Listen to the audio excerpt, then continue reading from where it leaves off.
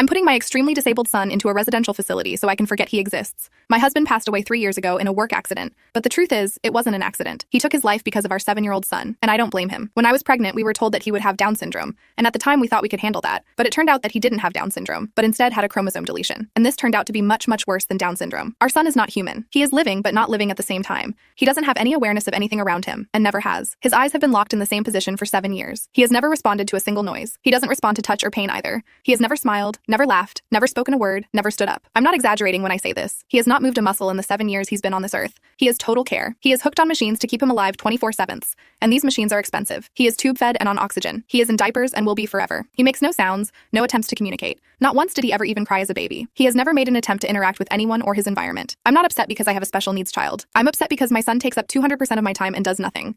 I didn't get a special needs child. I didn't get a child at all. I don't love him. He doesn't have any personality. There is nothing to love. And yet I'm responsible for him. In addition to everything else, he's also medically fragile. Respiratory crises, infections, issues with his G-tube, pressure sores no matter what we put him on or how we position him. My 12-year-old son has suffered greatly because of him. I can't be a mother to him. I can't take him on fun lunchtimes to Taco Bell. I can't talk him through his feelings when he's crushing on a girl for the first time in his life, because all I do is take care of my 7-year-old. The final straw came yesterday. I heard a sound from my 7-year-old's room. I went in to check on him thinking he had forgotten how to breathe again, but instead saw my older son screaming, "You're why I don't have a mother. You're why I don't have a father. You're why I can't have friends over. You're why I can't be in sports. I didn't ask for you." Instead of being horrified, I just watched, and my younger son just did not react. He simply sat there, eyes in that same position, drooling. No signs of pain or fear or sadness. No reaction at all. He has no awareness, and the thing is, if he does have awareness, he's miserable. If he has likes and dislikes, he can't tell anyone what they are. If he is in pain, he can't tell anyone. If he wants anything, he can't communicate. If he feels anything, he cannot express it. And so he's leaving our home on the 29th. I feel excited and relieved, but also guilty because I know we'll be happier with him gone. I just want to never think of him again, and I'm not sorry. And for that, I'm sorry.